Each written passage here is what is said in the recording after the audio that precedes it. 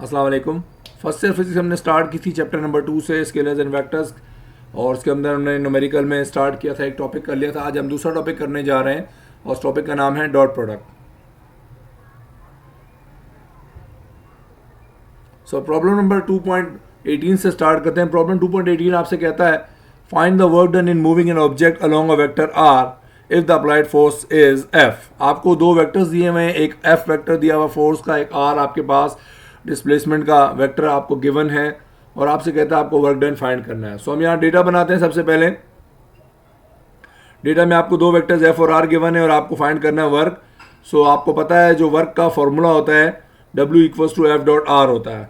अब हमने एफ की वैल्यू पुट की, डॉट डॉट लगाया, आर की जगह आर की वैल्यू पुट की, फिर हमने इसको आपस में मल्टीप्लाई करा। आपको पता होना चाहिए कि डॉट प्रोडक्ट में हम क्या करते हैं, आई वाले नंबर को आई वाले नंबर से मल्टीप्लाई कराते हैं, जे वाले नंबर को जे वाले से, और के वाले नंबर को सिर्फ के वाले नंबर से मल्टीप्लाई कराते हैं। तो हमने यहाँ पर क्या किया, 2 को 3 से मल्टीप्लाई किया, देन आई डॉट आई लिख दिया। फिर इस तरह -1 था यहाँ पर, इसको +2 से मल्टीप्लाई कराया और जे डॉट जेड लिखा। इस तरह -1 था के का कोफिशिएंट और -5 था, इसको आपस में मल्टीप्लाई कराया और के डॉट के लिख दिया। अब 2 × 3 6 आ गया, आई डॉट आई हमेशा 1 होता है। फिर इस तरह -1 × 2 किया आपने, -2 आ गया, जे डॉट जे भी 1 हो गया, -1 × -5 किया, आपके पास +5 आया, और के डॉट के हमेशा 1 होता है।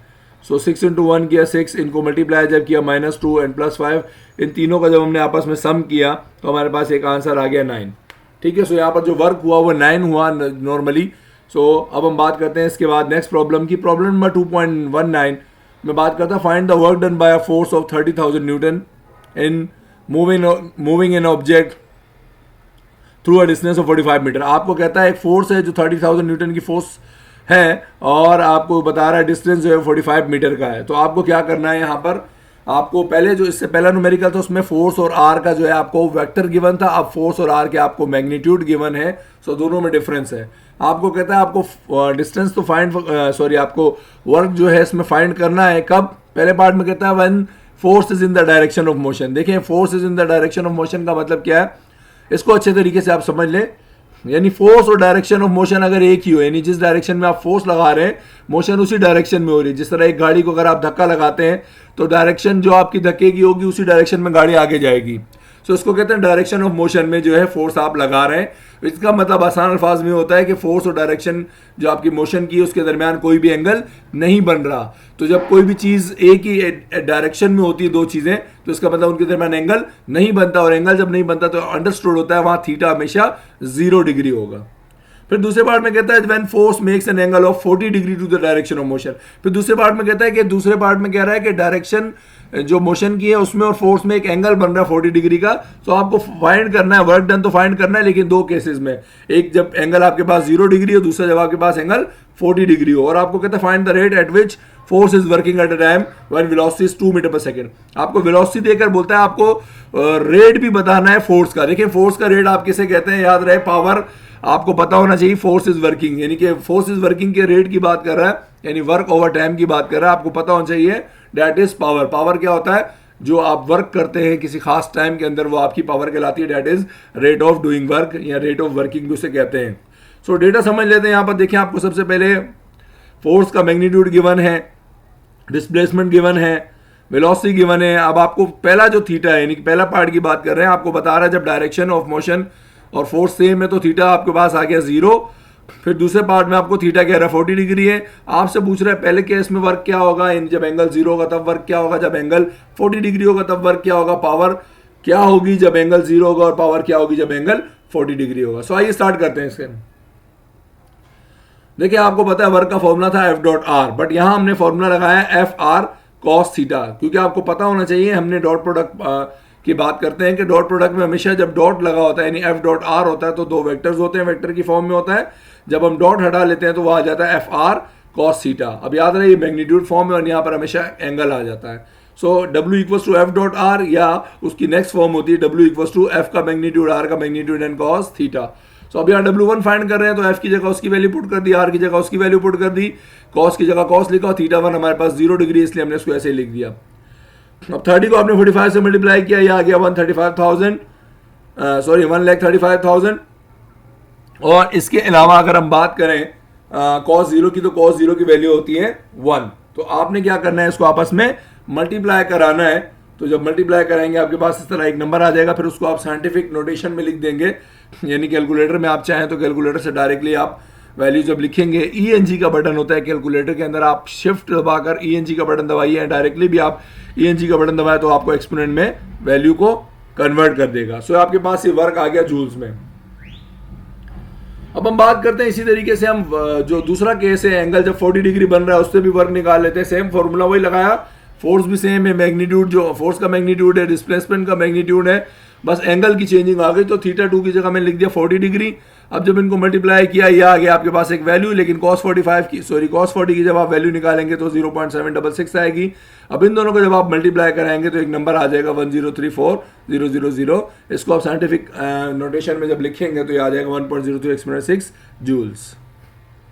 अब हम बात करते हैं पावर की। पावर का देखें फॉर्मूला होता है W/T, जनरली आपने जो पढ़ा वर्क ओवर टाइम, लेकिन चूंकि आपको यहाँ पर फोर्स का मैग्नीट्यूड गिवन है और वेलोसिटी का मैग्नीट्यूड गिवन था, इसलिए हम यहाँ पर पावर का फॉर्मूला लगाएंगे F का मैग्नीट्यूड, V का मैग्नीट्यूड एंड cos θ1। चूंकि हम पहले केस की बात कर रहे हैं जब एंगल 0 था, इसलिए θ1 लगाया। तो देखिए हमने यहाँ वैल्यूज पुट की, F की जगह F की वैल्यू, V की जगह V की और θ की जगह 0 लगाया। सो आपने इसको जब मल्टीप्लाई किया, cos 0 हमेशा 1 होता है, आपने इसको मल्टीप्लाई किया तो आपके पास एक पावर निकल आई 6 एक्सपोनेंट 4 वॉट। इसी तरह जो दूसरा एंगल है हम उसमें θ2 लगाएंगे और वैल्यूज दोबारा से पुट करेंगे, F की जगह 30,000, V की जगह 2, cos 40 की वैल्यू निकालेंगे 0.766 आएगी। इसको आपस में आप मल्टीप्लाई करेंगे तो ये कुछ 46,000 आएगा। उसके बाद आप इसको साइंटिफिक नोटेशन में लिखेंगे तो आएगा 4.6 एक्सपोनेंट 4 वॉट। प्रॉब्लम नंबर 2.15 में आपको कहता है find the angle between A and B। दो आपको वेक्टर्स गिवन है A और B, और आपको कहता है इन दोनों के बीच जो एंगल बन रहा है आपको वो बताना है। सो देखिए हम डेटा यहां बनाते हैं। सबसे पहले A वेक्टर और B वेक्टर आपको गिवन है, इन दोनों के दरमियान जो एंगल बनेगा वो है थीटा, जो हमें फाइंड करना है। सो आइए सोल्यूशन स्टार्ट करते हैं। हमको पता होना चाहिए कि A डॉट B हमेशा इक्वल होता है A का मैग्नीट्यूड B का मैग्नीट्यूड cos थीटा। इसको इक्वेशन 1 का नाम दे दिया। अब मैं क्या करता हूं, किसी भी वेक्टर का मैग्नीट्यूड निकालने का फॉर्मूला हम लास्ट वीडियो में भी कर चुके हैं, हमेशा होता है x² + y² + z² with in square root, यानी कि रेडिकल के अंदर तीनों कंपोनेंट्स के जब हम स्क्वायर का सम करते हैं तो हमारे पास किसी भी वेक्टर का मैग्नीट्यूड निकल आता है। अब चूंकि एक A वेक्टर के अंदर हमारे पास जो x वाला कोफिशिएंट था वो 2 था, y वाला भी 2 था और z वाला -1 था, इसलिए मैंने उससे वैल्यूज उठा के यहाँ पर जब पुट की तो मेरे पास कुछ वैल्यूज आई। फिर मैंने इनका स्क्वायर निकाला तो स्क्वायर निकालने के बाद वैल्यूज आई। अच्छा याद रहे माइनस के ऊपर जब भी स्क्वायर आता है माइनस खत्म हो जाता है, इसलिए इसको आप प्लस माइनस कभी भी नहीं करेंगे। माइनस का स्क्वायर निकालेंगे, माइनस खत्म हो जाएगा, ऑलरेडी हमेशा प्लस होगा। इनको आपने प्लस किया, स्क्वायर रूट नया स्क्वायर रूट, चूंकि आपको पता है एक परफेक्ट वैल्यू है 9 की, उसको आपने स्क्वायर रूट निकाला 3 वैल्यू आ गई। सिमिलरली आप B का मैग्नीट्यूड निकालेंगे, B के वेक्टर को देखते हुए। B के वेक्टर के अंदर आपको पता है जो I वाला कंपोनेंट, यानी I के साथ जो वैल्यू होती है वो X होती है, J के साथ जो वैल्यू होती है Y होती है, Z के K के साथ जो वैल्यू होती है वो Z की वैल्यू होती है। तो आपने B वेक्टर को देखते हुए X की, Y की और Z की वैल्यूज लिखी, इनका स्क्वायर निकाला, 6 का स्क्वायर 36, माइनस याद रहे माइनस के ऊपर स्क्वायर आएगा, माइनस खत्म हो जाएगा। आपने इन सबको सम किया, 49 है, एक परफेक्ट वैल्यू निकली, उसका स्क्वायर रूट निकाला 7। अब हम बात करते हैं A डॉट B हम निकालेंगे। A डॉट B का आपको पता है, A डॉट B का मतलब A वेक्टर लिख दिया, डॉट लगा दिया, B की जगह B का वेक्टर लिख दिया। अब आपको डॉट प्रोडक्ट की प्रॉपर्टी पता है, हमेशा I वाला नंबर I वाले से मल्टीप्लाई होता है, J वाला J वाले से और K वाला K वाले से। सो मैंने 2 को मल्टीप्लाई किया 6 से, यहाँ लिख दिया और I डॉट I लिख दिया। फिर जो J था 2 प्लस का 2 था, माइनस के 3 से मल्टीप्लाई होगा, यहाँ लिख दिया J डॉट J। फिर माइनस का जो 1 है यानी K के साथ कुछ भी नहीं, -1 मल्टीप्लाई होगा प्लस के 2 से और वहाँ लिख दिया K डॉट K। सो हमने जब मल्टीप्लाई किया 2 6 12 आ गया, I डॉट I हमेशा 1 होता है। फिर 2 × 3 -6 आ गया, फिर इसकी जगह 1 आया और माइनस का 2 आ गया, -1 × 2 माइनस का 2 और K डॉट K की जगह 1 आया। अब जब इसको सिंप्लीफाई किया, मल्टीप्लाई किया, 12 1 12 -6 -2, तो इन सबको जब हमने सम किया तो हमारे पास एक वैल्यू आ गई 4। अब हम रख रहे हैं तमाम वैल्यूज को उठा के इक्वेशन 1 जो हमने सबसे पहले लिखा था, A dot B = AB cos theta, वहां हमने वैल्यूज पुट की। तो देखें A डॉट B की वैल्यू आई थी 4, A का मैग्नीट्यूड आया 3, B का मैग्नीट्यूड आया 7, cos थीटा हमें फाइंड करना है। सो 4 लिखा, 3 × 7 21 cos थीटा हो गया। अब 21 यहाँ मल्टीप्लाई कर रहा है, इसको जब वहां भेजेंगे तो वहां जाकर डिवाइड करेगा। फिर 4 को डिवाइड किया 21 से तो एक वैल्यू आ गई 0.1909। अब मैं इसको मिरर कर देता हूँ, सीधा करके लिख देता हूँ, लेफ्ट साइड को राइट साइड पे, राइट साइड को लेफ्ट साइड पे। तो cos थीटा = 0.1909। अब मैं cos को वहां शिफ्ट करूंगा तो ये cos इनवर्स हो जाएगा। अब मैं कैलकुलेटर में शिफ्ट दबाऊंगा और cos लिखूंगा तो ये cos इनवर्स बन जाएगा, और 0.1909 लिखूंगा, इक्वल दबाऊंगा तो आपके पास जो एंगल आएगा वो आएगा 79 डिग्री। सो मेक श्योर यहां पर दो वेक्टर्स से ए और बी, उनके दरमियान जो एंगल बन रहा था थीटा, दैट इज 79 डिग्री। अब बात करते हैं प्रॉब्लम नंबर 2.17, जिसमें कहता है find the angle alpha beta and gamma which a vector makes with positive X Y and Z axis respectively. याद रहे आपको कहता है एक वेक्टर ए है जिसके अंदर तीन एंगल बनते हैं अल्फा बीटा और गेमा, एक्स एक्सिस वाई एक्सिस और जेड एक्सिस के साथ रिस्पेक्टिवली, तो आपको बताने हैं वो कैसे बनते हैं। सो मेक श्योर याद रहे आपको हमने अभी बात की, ये जो है होता है ये कहलाता है एक्स एक्सिस का कोफिशिएंट, इसको कहते हैं वाई वाली वैल्यू, ये कहलाती है जेड वाली वैल्यू। सो हमें यहाँ पर जो एंगल बनेगा इसके साथ इसके रिस्पेक्टिवली जो एंगल बनेगा वो अल्फा होगा, इसके रिस्पेक्टिवली जो बनेगा वो बीटा होगा और इसके रिस्पेक्टिवली जो बनेगा वो गेमा होगा। सो आइए डेटा बनाते हैं। डेटा में हमने सबसे पहले ए वेक्टर लिखा, हमें पता है अल्फा फाइंड करना है, बीटा फाइंड करना है एंड गेमा फाइंड करना है। सॉल्यूशन में हम बात करते हैं, सबसे पहले हमें पता है कि किसी भी वेक्टर का मैग्नीट्यूड निकालने के लिए फॉर्मूला होता है X square plus Y square plus Z square. तो हमने क्या किया, ए वेक्टर चूंकि हमें एक गिवन है, सबसे पहले हम उसका मैग्नीट्यूड निकालेंगे। तो ए के जो एक्स की वैल्यू थी, वाई की वैल्यू थी, जेड की वैल्यू थी, उनका स्क्वायर किया, उनकी वैल्यू निकाली। 3 का स्क्वायर 9 माइनस 6 का स्क्वायर 36, 2 का स्क्वायर 4, इनको जब आपस में सम किया 49 आया, 49 का स्क्वायर रूट निकाला 7 आ गया। अब मैं इक्वेशन 1 को आपको बताते हैं, जो हमने शुरू में एक इक्वेशन लिखी, A dot B equals to A का मैग्नीट्यूड बी का मैग्नीट्यूड कॉस थीटा। अब याद रहे मैं इससे एक फॉर्मूला बनाना चाह रहा हूं एंगल का, ठीक है, यानी मुझे सिर्फ एंगल चाहिए, तो मैं क्या करूंगा, तो ये देखें ए और बी यहां मल्टीप्लाई कर रहा है, इसको अगर वहां भेजूंगा तो ये जाकर डिवाइड करेंगे। सो मैंने क्या कि ए और बी यहां मल्टीप्लाई करते हैं, इनको वहां शिफ्ट किया, ये होगा डिवाइड। सो इसको अब मैं सीधा करके लिख देता हूं, तो मेरे पास एक इक्वेशन बन गई cos theta equals to A dot B over A का मैग्नीट्यूड बी का मैग्नीट्यूड। इसको इक्वेशन नंबर 1 का नाम दे दिया। अब इस इक्वेशन की मदद से हम अल्फा भी निकाल सकते हैं, बीटा भी और गेमा भी। सो आइए बात करते हैं अल्फा निकालने की। अल्फा के लिए हम सबसे पहले यही फॉर्मूला लिखेंगे, इक्वेशन 1 जो थी कॉस थीटा की जगह आ गया कॉस अल्फा, और ए का जो मैग्नीट्यूड हमने बात की ना, आई के साथ जो एंगल बनेगा वो अल्फा होगा। सो मैंने इसलिए ए लिखा और यहाँ पर डॉट आई लिख दिया। डिवीजन में ए का मैग्नीट्यूड आई का मैग्नीट्यूड, याद रहे आई एक यूनिट वेक्टर होता है, उसका मैग्नीट्यूड हमेशा 1 होता है। सो इक्वेशन 1 अब मैंने जो हमारे बनाई थी cos theta equals to A dot B over A का मैग्नीट्यूड बी का मैग्नीट्यूड, तो यहाँ पर ए की जगह तो ए आया, बी जो वेक्टर था उसमें एक्चुअली डॉट हमारे पास आई वेक्टर आएगा, इसी तरह मैग्नीट्यूड भी उसी का आएगा। सो यहाँ वैल्यूज पुट करते हैं।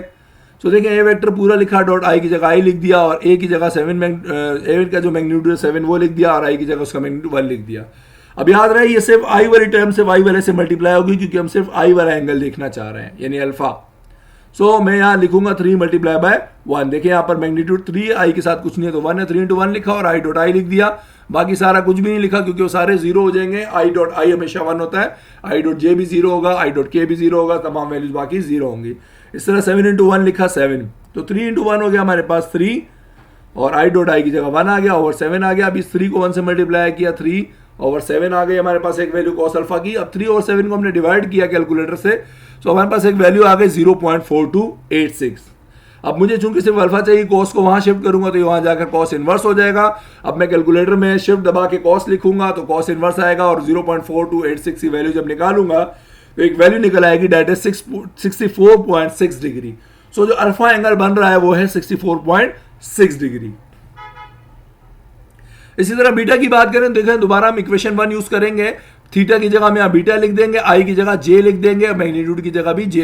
क्यों? क्योंकि हमें पता है जो बीटा एंगल बनेगा वो जे, यानी वाई एक्सिस वाली बात कर रहे हैं, जो जे वाली टर्म है वहां पर बनता है बीटा। तो इसलिए मैंने यहाँ पर वेक्टर में दोबारा ए की जगह ए लिखा, आई की जगह लिख दिया जे। तो यहाँ हम जो प्रोडक्ट निकालेंगे -6j का जे के साथ निकालेंगे, क्योंकि यहाँ पर जे का सिर्फ डॉट प्रोडक्ट निकलेगा। सो याद रहे मैंने यहाँ पर -6 को मल्टीप्लाई किया +1 से, क्योंकि यहाँ जे की वैल्यू हमेशा 1 होती है, यानी कि इसकी वैल्यू लिख दी, और 7 1 जा 7 हो गया। अब -6 को जब 1 से मल्टीप्लाई किया -6 हो गया, जे डॉट जे की जगह 1 आ गया, और 7 ऐसे रहा। अब -6 को जब 1 से मल्टीप्लाई किया तो -6 ओवर 7 वापस से हमारे पास एक नंबर बच गया। अब मुझे सिर्फ बीटा चाहिए, तो कॉस यहाँ पर मैं इसको लिख देता हूँ, जब मैंने 6 को 7 से डिवाइड किया, सो माइनस अपनी जगह रहा, तो इसकी एक वैल्यू आ गई 0.8571। अब कॉस को मैं वहां शिफ्ट कर दूंगा तो कॉस इनवर्स हो जाएगा। अब मैं कैलकुलेटर से कॉस इनवर्स की वैल्यू निकालूंगा।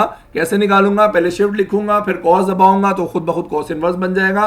फिर ब्रैकेट में मैं -0.8571 लिखूंगा और इक्वल का बटन दबाऊंगा तो मेरे पास एक एंगल निकल आएगा, दैट इज 149 डिग्री। बात करते हैं गेमा निकालने के लिए दोबारा इक्वेशन 1 यूज करेंगे। दोबारा हम यहाँ कॉस गेमा लिखेंगे, ए की जगह ए लिखेंगे। अब यहाँ पर आई जे के बाद किसका नंबर आ गया, के का नंबर आ गया, क्योंकि गेमा जो है वो के साथ निकलेगा। इसी तरह हमने यहाँ वैल्यूज पुट की, ए की जगह दोबारा ए की वैल्यू पुट की, और के यहाँ पर जो के की जगह के आ गया। अब यहाँ हमें पता है कि के का कोफिशिएंट मल्टीप्लाई होगा के कोफिशिएंट से, सो हमने जहाँ मल्टीप्लाई किया तो 2 हो गया, मल्टीप्लाई बाय 1, के डॉट के आया, 7 into 1 किया 7 आ गया। सो अब हम बात करेंगे तो 2 1 2/7 इसकी वैल्यू आएगी जब हम इसको मल्टीप्लाई करेंगे। सो आपके पास cos गेमा की वैल्यू आ गई 2/7। 2/7 मैंने डिवाइड किया कैलकुलेटर से, 2 को जब डिवाइड किया 7 से तो एक वैल्यू निकल आई 0.2857। अब मुझे सिर्फ गेमा चाहिए तो cos यहाँ पर मैं जब वहां शिफ्ट करूंगा तो cos इनवर्स हो जाएगा। अब कैलकुलेटर से मैं cos इनवर्स की वैल्यू निकालूंगा 0.2857, तो मेरे पास एक वैल्यू निकल आएगी डेट इज गेमा, और वो आएगी 73.4 डिग्री। चलें जी, प्रॉब्लम इस टॉपिक की लास्ट प्रॉब्लम करते हैं 2.16, जिसमें कहता है find the projection of the vector A onto the direction of B. आपको प्रोजेक्शन फाइंड करना है, एक वेक्टर ए है जो दूसरे वेक्टर बी के ऊपर थोड़ा सा अपना प्रोजेक्शन बनाएगा, उसको हमने बताना है वो क्या होगा। सो हम बात करते हैं ए और बी वेक्टर आपको गिवन है। प्रोजेक्शन जो है आपके बात कर रहे हैं A onto B is actually A का जो हम आसान अल्फाज में कह लें, ए का जो प्रोजेक्शन होगा बी के ऊपर, यानी आसान अल्फाज में ए का साया समझ लें बी के ऊपर जो बनेगा, प्रोजेक्शन का मतलब उसकी डायरेक्शन उसके ऊपर जो आएगी वो आपको फाइंड करनी है। So projection of A onto B को हम रिप्रेजेंट करते हैं ए, और नीचे इसके सब्सक्रिप्शन में लिखेंगे बी, ये हमें फाइंड करना है। सो आइए स्टार्ट करते हैं। हमें पता है कि projection of A to B कहते हैं ए बी को, और ए बी का जो बेसिक फॉर्मूला याद रहे वो क्या होगा, ए को डॉट प्रोडक्ट कराएंगे बी के यूनिट वेक्टर से। ये निशान है यूनिट वेक्टर का, और आपको पता होना चाहिए किसी भी यूनिट वेक्टर का फॉर्मूला क्या होता है। यूनिट वेक्टर का फॉर्मूला होता है vector divide by its magnitude. तो याद रहे हमने जो प्रोजेक्शन निकालना है उसका नाम लिख दिया equation 1, that is A vector multiply by B का यूनिट वेक्टर, जबकि खुद बी का यूनिट वेक्टर बराबर होता है किसी भी बी का वेक्टर डिवाइड बाय मैग्नीट्यूड। इसको नाम दे दिया इक्वेशन नंबर 2 का।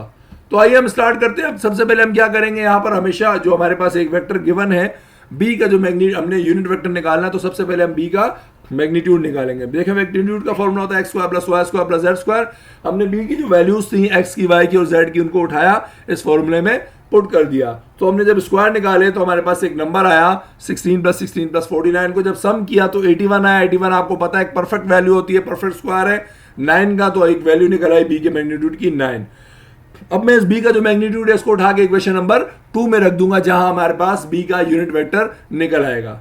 सो देखिए हमारे पास बी के यूनिट वेक्टर जो इक्वेशन 2 थी उसमें मैंने बी का जो वेक्टर था सवाल में उसको उठा के मैंने बी के वेक्टर लिखा, डिवाइड में जो इसका मैग्नीट्यूड है ये बी का वेक्टर आ गया, डिवाइड में उसका मैग्नीट्यूड लिखना था जो हमने अभी निकाला 9 आ गया, इसको रख दिया।